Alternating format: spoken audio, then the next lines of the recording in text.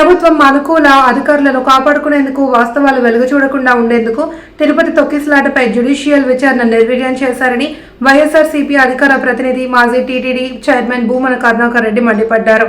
Tirupati camp కార్యాలయంలో మీడియాతో మాట్లాడుతూ ఈ తొక్కిసలాటకు బాధ్యులైన వారు సీఎం చంద్రబాబుకు అత్యంత సన్నిహితులు కావడంతో వారిని కాపాడుకునేందుకు మొత్తం నివేదికనే నీరుగార్చారని ఆగ్రహం వ్యక్తం చేశారు.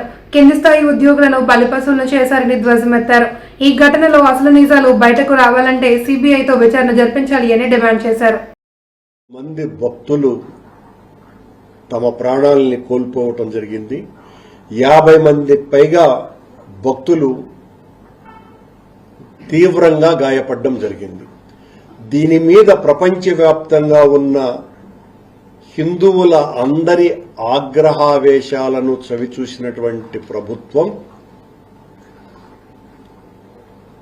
కంటితుడుపు చర్య కోసమని ఒక జ్యుడిషియల్ కమిషన్ను వేసింది. ఈ జ్యుడిషియల్ కమిషన్ను వేయటానికి పూర్వం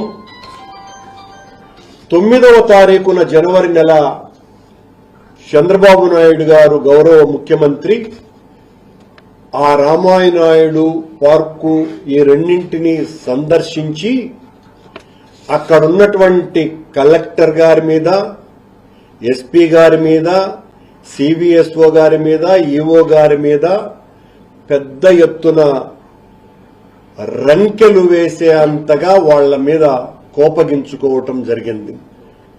ఆ మాత్రం మీకు బాధ్యత లేదా, ఆ మాత్రం మీరు పట్టించుకోరా, అది ఇదని అంటే చంద్రబాబు గారు చాలా తీవ్రమైనటువంటి నిర్ణయం తీసుకోబోతున్నారు అనేటువంటి ఒక భ్రమను కల్పించినారు ఆ 7-8 నిమిషాల పాటు.